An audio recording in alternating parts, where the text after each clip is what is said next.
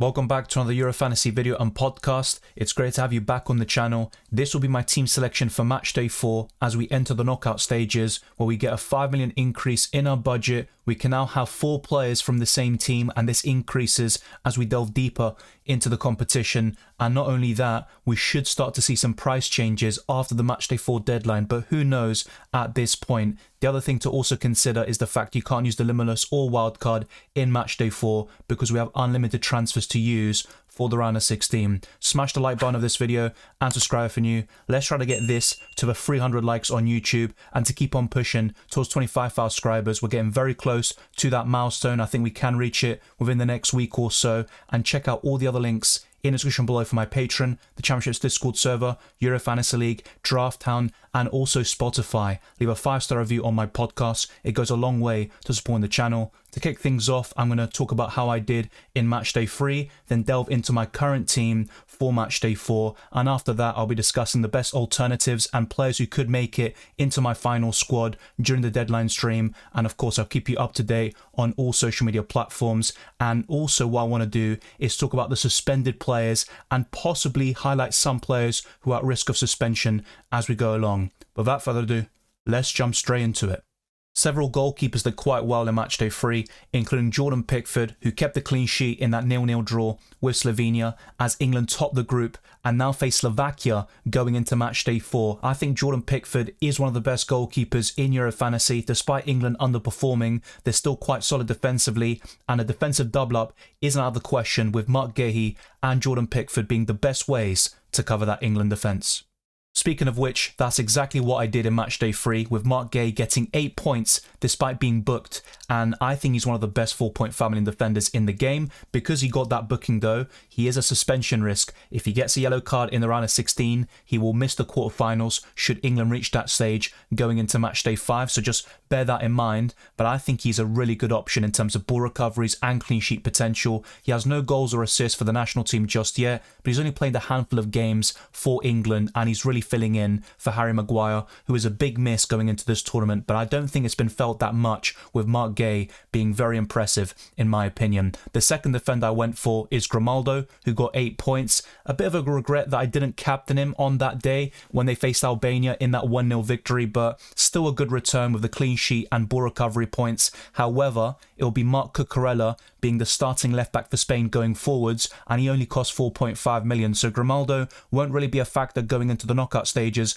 unless Cucurella drops in form or gets an injury. So really with Grimaldo, he was a Matchday 3 punt, he did the business, and now you'll probably only see cameos off the bench from the Spaniard. My third defender though was William Saliba, who got 4 points despite France conceding a late penalty through Upamecano, and Saliba is just a ball recovery machine. He's got the highest pass completion of any player in this Euros tournament, but you don't get any points for that, to be fair, so it's not too relevant. However, the clean sheets and ball recoveries are certainly impressive for Saliba and co, and France have kept 2 clean sheets out of 3 games in the group stages, and that's why I went for a French defensive double-up with Theo Hernandez, who got a ball recovery point, but he has been quite underwhelming in the group stages with no attacking contributions, and France have only scored twice across 3 matches, a penalty and an own goal, which was forced in by Kylian Mbappe. So I still think there's much more to come from the French, and they face Belgium in the round of 16, which will be tough on paper,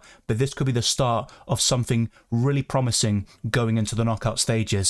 And my fifth and final defender was Antonio Silva, the worst of the lot on the final day against Georgia. He gave the ball away, which Kvaratskhelia ended up capitalising on and punishing Portugal for, and Antonio Silva considered the penalty, which Mikkelce also converted to become the top scorer of Euro 2024. So it's safe to say Antonio Silva won't be breaking into that Portugal team anytime soon, with Pepe and Ruben Dias being the favoured centre-back partnership in a back four.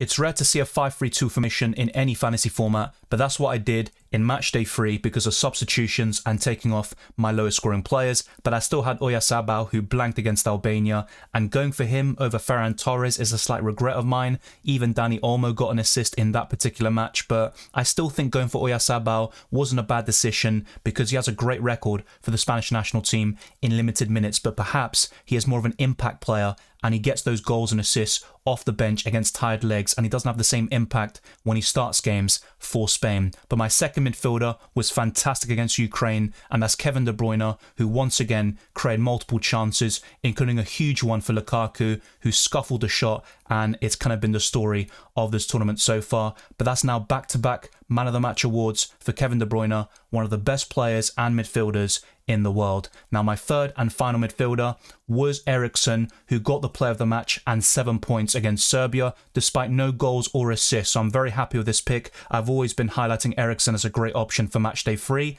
Unfortunately, he now faces the host Germany in the knockout stages, but I still think Denmark could cause an upset, and Christian Eriksen is a great Euro fantasy asset. Despite returning in 2 out of 2 matches so far, Kylian Mbappe has been a disappointment with that own goal he forced in against Austria and a penalty against Poland. He's missed multiple big chances, and he obviously missed matchday 2 against the Netherlands because of that broken nose, which he now seems to have recovered from. He's wearing a mask, and I think he will start to grow into this tournament in the knockout stages, but that's only 1 goal in the Euros in his entire career. Of course, it's a very promising career. He's still at the peak of his powers with so much football left to be played, but I still think there's really a big difference between his performances at the World Cup compared to the Euros, so maybe that's why he was saying the Euros is more difficult, which I completely disagree with, but it is what it is. My second forward, though, and the final player in the starting 11 is Romelu Lukaku, who just continues to disappoint time after time again, with multiple big chances missed every single game. Some marginal calls sometimes, as we saw in match days 1 and 2, which results in offsides. But Lukaku is someone I can't really advocate for going into the round of 16, especially with that big fixture against France. For the final match day of the group stages, I captained Kevin De Bruyne in the end, and I switched it from Mbappe to the Belgian, and no regrets there because I lost out on no points thanks to Kevin De Bruyne's man of the match, and I got 60 points overall on the limitless, it has to be said. So it was a very disappointing use of the chip, but I don't really regret the decision because I think it loses value going into the knockout stages. It's very easy to build an optimal 50-man squad with that 5 million increase in budget, and I'm very happy I saved the wildcard instead. I think that could be a massive advantage over those that have no chips remaining, but particularly for those that don't have the wildcard. So I've got 193 points at this stage, of course, and my rank has gone up quite significantly to 44k. I think after match day 1, I was around 1.8 million. So there's still a long way to go, of course, but a lot of the points are made in the group stages typically in these international tournaments and UCL Fantasy. But I think this time round, with the way the group stages have actually ended and what that has resulted in the knockout stages and the brackets, I think there's still many opportunities to really claw up the ranks and gain a lot of points, particularly in the round of 16 and quarterfinals. So it's very important to get the matchday 4 squad completely spot on. I'm going for the same goalkeeper in matchday 4 with Jordan Pickford against Slovakia. It's a great fixture. Now, no matter what you do with your 2 goalkeepers, the one thing I'm going to say is make sure they play on different days, because if you go for Pickford and Unai Simon, yes, on paper, probably the 2 best goalkeepers in the round of 16, but they play on the same day, so you can't make substitutions and you have to pick one over the other, and you won't be able to get the points from your bench goalkeeper in the case that your first one doesn't deliver any Euro Fantasy points. So make sure they play on different days, and that's why my bench goalkeeper is a budget option who plays later in the match day to avoid any problems with the substitutions. But Jordan Pickford for me is right up there amongst the very best, and with England's route to the final, I think he's a great long-term option as well.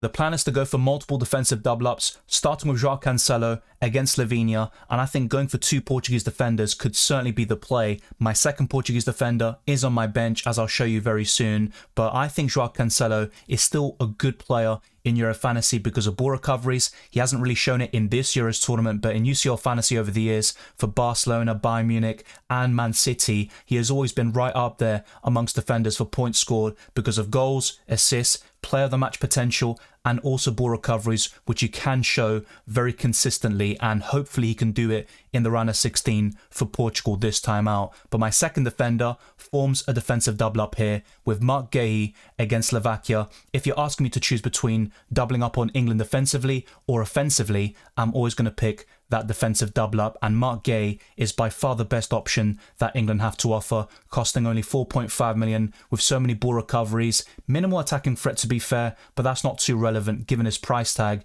and what he can offer overall. 8 points in matchday 3 despite being booked, 2 8-pointers in this competition, and he even delivered 5 against Denmark despite England playing so poorly in that game and conceding to Højlund, who is now suspended, as I'll talk about very soon. But my third defender in the starting 11 is Dani Carvajal against Georgia, and Spain beat them very recently 7-1. Now, you'd obviously want that clean sheet going into this game, and Georgia have been very impressive in the group stages. They beat Portugal 2-0 in matchday 3, but I think Spain are a different beast. They're the only team to have won every single game at this Euros tournament and to also not have conceded a single goal, and that's why doubling up on Spain defensively could be the play, despite Georgia having some good attackers like Mikalce and Kvaratskhelia. But my fourth and final defender is Marc Cucurella, who cost 4.5 million. He made 14 ball recoveries against Italy. That is absolutely insane. He obviously missed matchday 3 because Spain heavily rotated, but these two defenders, Carvajal and Cucurella,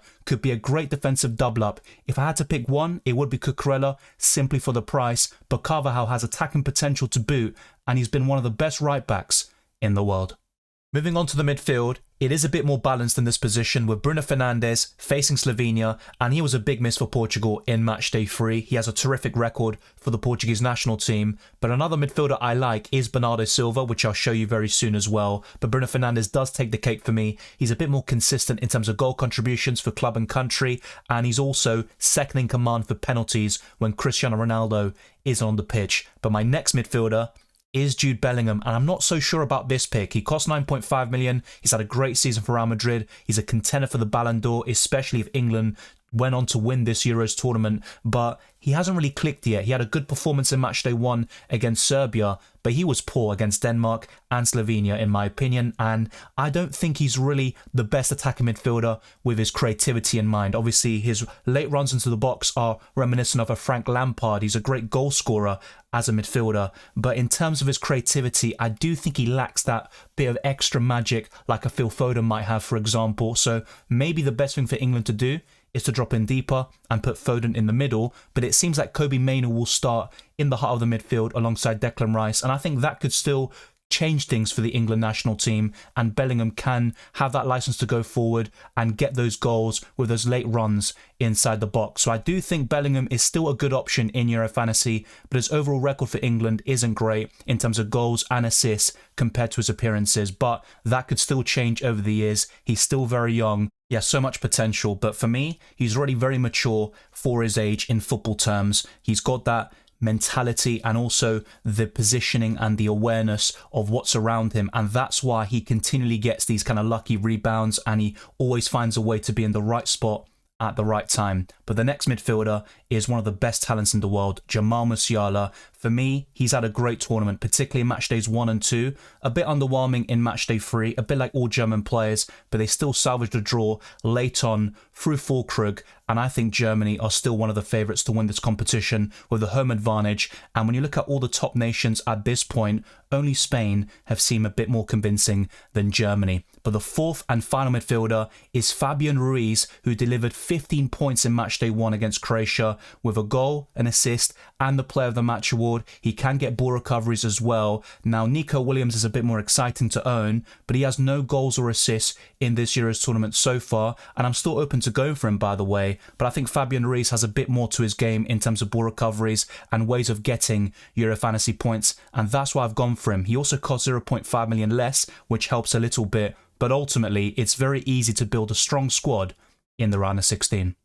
The big hitters up front haven't really delivered yet, but Harry Kane scored in matchday 2 against Denmark, and I think he's going to grow into this tournament and start scoring quite a few goals in the round of 16 and potentially the quarterfinals should England beat Slovakia there. So I think Harry Kane is the best England attacker even over Bellingham, Saka and Phil Foden in Euro fantasy terms. He's on penalties. Everything goes through him. He sometimes drops a bit too deep for my liking, but for Bayern Munich this season, he has stayed mainly in the box, and that's what's resulted in his best ever season in terms of goals and assists combined. And if he can do that for England, he's only going to score a lot of goals, especially in the so-called easier games. But Slovakia are no mugs. They can defend very well. They've got some good players, particularly their goalkeeper, Martin Dubravka, but Harry Kane can score against absolutely anybody, even in the tougher games. But of course, the ceiling will be lower, and if you look at England's route to the final, a lot of the big hitters are avoided, like France, Portugal, Germany and Spain, who are all on the other side of the bracket. But speaking of which, I'm going for a big hitter from one of those teams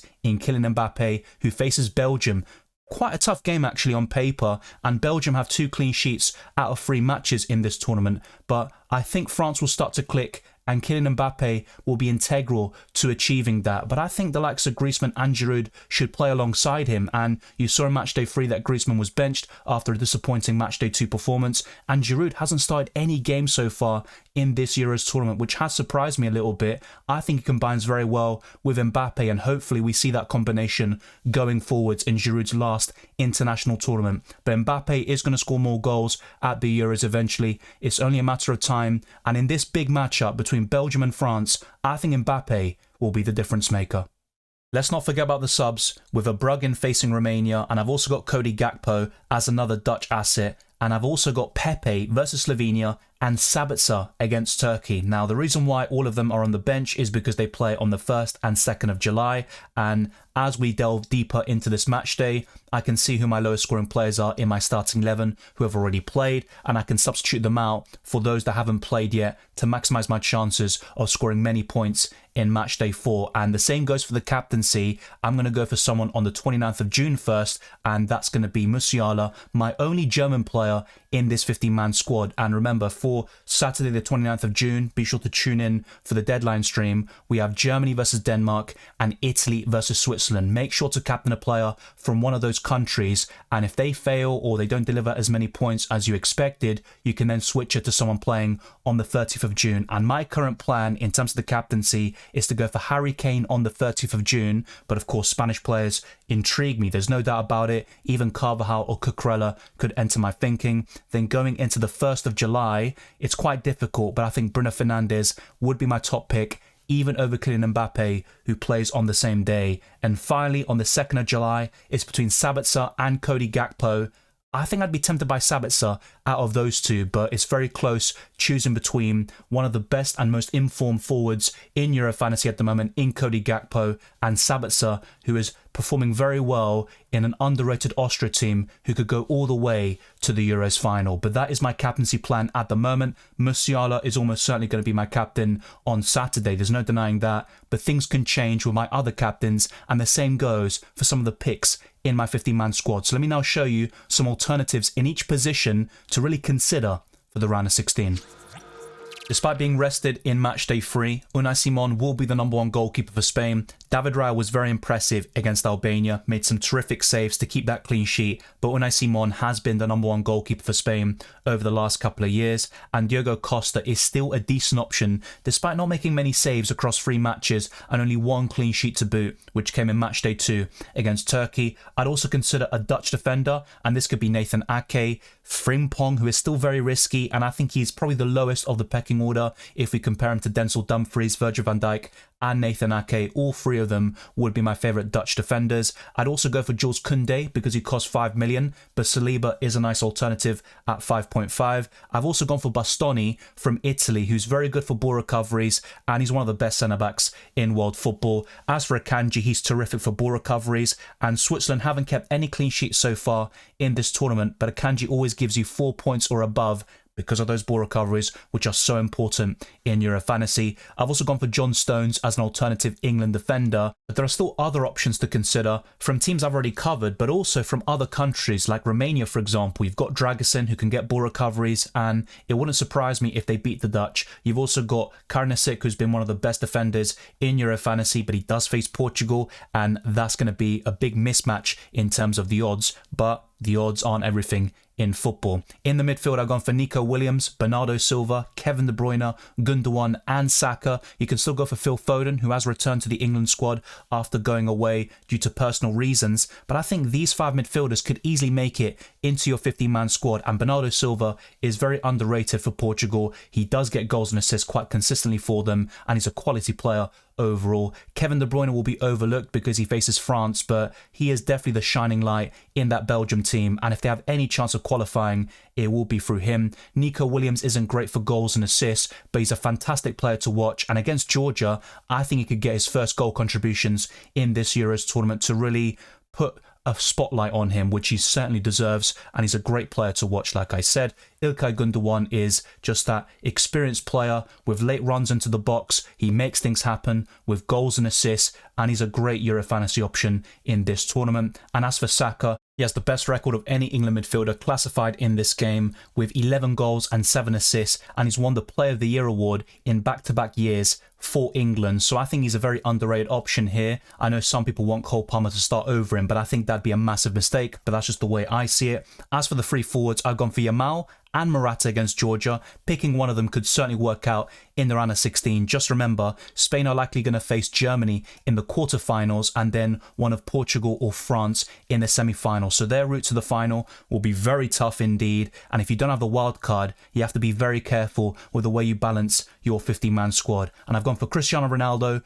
who is a suspension risk after he got that booking in matchday 3. One more yellow will mean he misses the quarterfinals. After the quarterfinals are completed, that's when the yellow cards are wiped out and the suspension threshold does reset. So just bear that in mind as well. But this 15-man squad also looks very good. But just to be very clear, this isn't a alternative 50-man squad for the unlimited transfers and my final team selection. These are alternative picks in each position, and every single one of these players could make it into my final 50-man squad, but not at the same time. I think my current team is much better than what you see on screen. But let's now talk about the suspended players and those that have just returned from suspension. So let's start off with that first.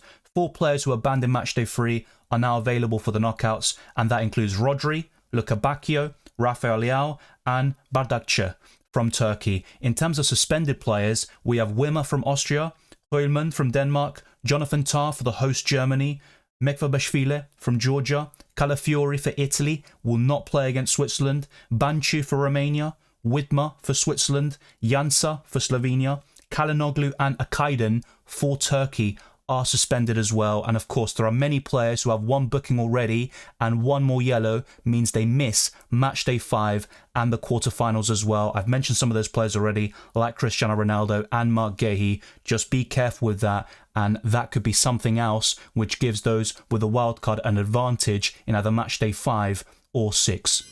That wraps up our matchday 4 team selection video and podcast. You can join the Euro Fantasy League, and the code is JCRHjQ, with the J being lowercase and everything else being in capitals. There's an auto join link in the description below, and also the league code for you to copy and paste into your app or the web browser. But thank you very much for watching this video and listening to this podcast. If you enjoyed it or found it useful, then be sure to smash the like button and subscribe if you're new. Our aim is to get this video to the 300 likes and to keep on pushing towards 25,000 subscribers, which we're very close to getting. I think we can do it within the next week or so. Follow me on Twitter and Instagram, DylanRCM, and check all the other links in the description below for my Patreon, the Championships Discord server, Euro Fantasy League, Draft Town, and also Spotify, as I mentioned earlier. I wish you all the best of luck for matchday 4 and the rest of the competition, and I'll see you next time.